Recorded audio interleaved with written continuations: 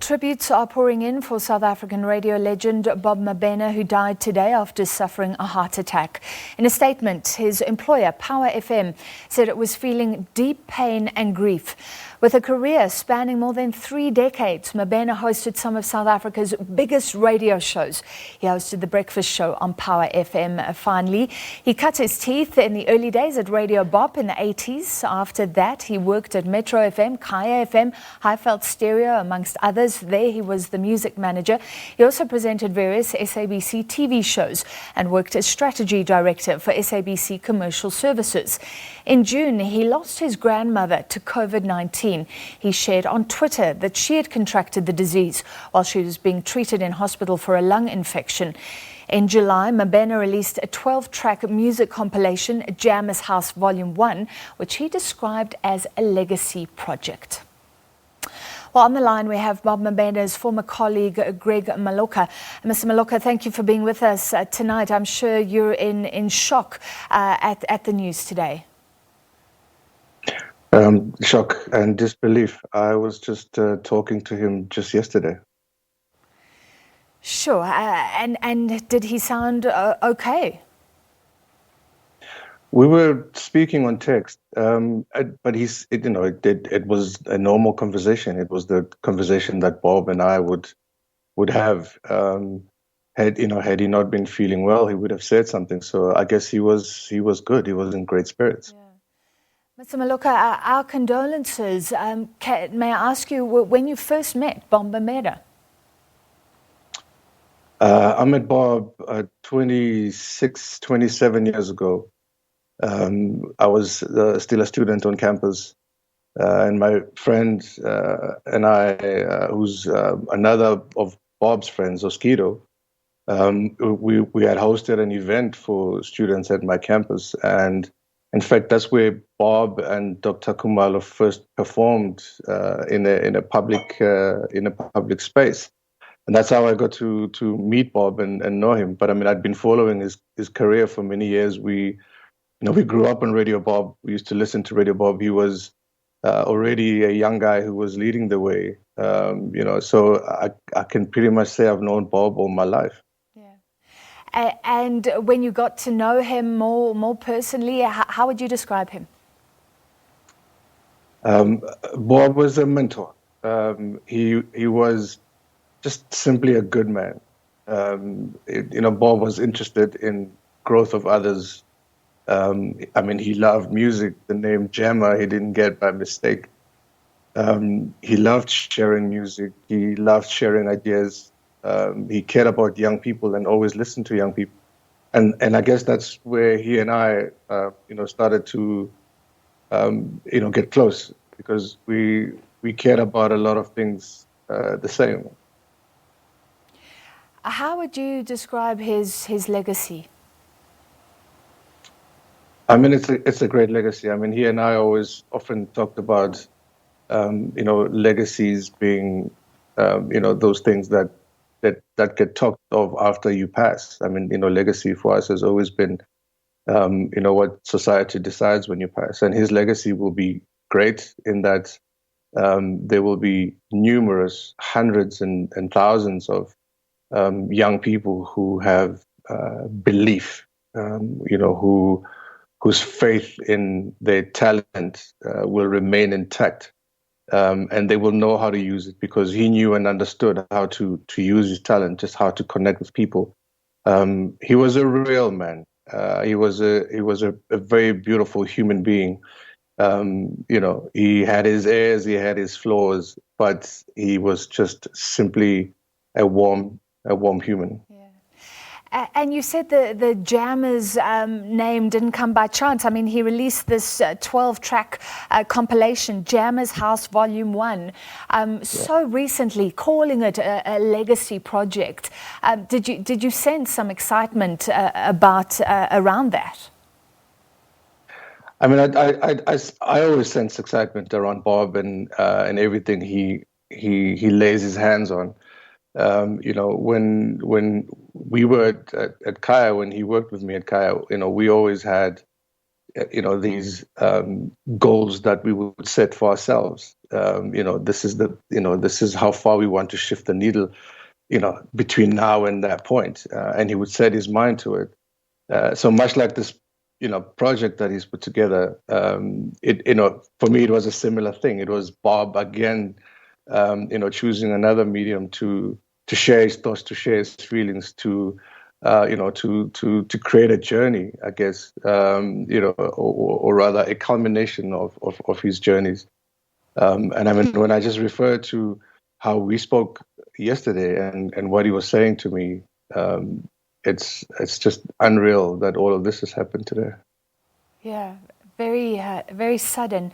You said that he was a mentor. Does he leave behind that inspiration, within Kaya, within the industry, people who don't even know him, inspirational for young black broadcasters? I mean, absolutely. To be quite honest, whenever we spoke, we often said we have unfinished business. And my last words to him yesterday was, we will work together again. And that's because we always thought of ourselves as people who have a lot to do. There will be, lots of people, lots of young broadcasters who will walk on his footsteps. I know Fresh holds him in high regard, and he must be crushed where he is. I know a lot of our colleagues and friends, Brenda Sisani, George Manyosi, all these people that were at Bob with him, Glenn Lewis, and these guys grew up together, and they helped each other, create amazing urban radio, and ultimately what media became. This is what gave inspiration to the likes of YFM and what ended up happening there. It had quite a revolution in itself. All of that inspiration, comes from Bob and his colleagues.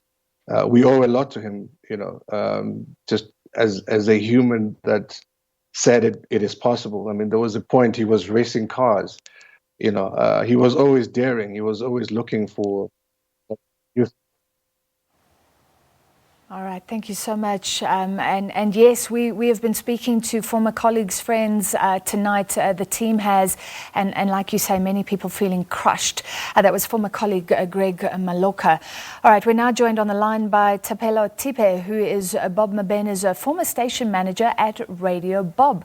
Mr. Thipe, thank you very much for being with us. Our condolences. I'm sure you are also in shock tonight, and we can still celebrate this incredible radio career, and you were there right at the beginning. Just tell us about your interactions with Bob Mabena. Good evening. Thank you very much. I'm also still reeling in shock at the sudden departure of Bob. The last time I spoke to him was on Friday morning on Power FM. So when I was informed, I totally rejected the news, and sadly, I only accepted after it were confirmed. Bob came for an interview for a presenter on Radio Bob while I was station manager, and he quite surprised me because he was very intelligent, cool, and very creative. Normally we would interview people and only tell them later that they have been, that they have done it in the interview. But Bob was so good that Continue, Mr. Thipe. Was so good that we did not wait for that period, but right away after the interview, we told him that he was hired. Yeah. And also, he did not disappoint us on air. He went on to become one of our best DJs. Hence, when competition was there, the competitors snatched him. So we are really sorry to have lost him. May his family be comforted. Yeah. I thank you. Thank you. And when that all began, I mean, did you have an inkling that his name would become just massive in the broadcasting industry? Well, one could see at that moment that there was great potential in him. And as I said, we are not surprised that he went on to become one of the greatest radio broadcasters in our country. Yeah. And we still expected him to do much more. It's a great pity that his life had to be cut short in this manner.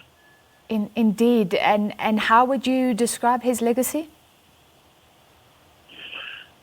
Well, look, as a young man, he was quite courageous by seeking not only to be on air, but also, by having shares in media companies and so on. So he is a great role model in that respect, that he has left a legacy in the companies he was involved with.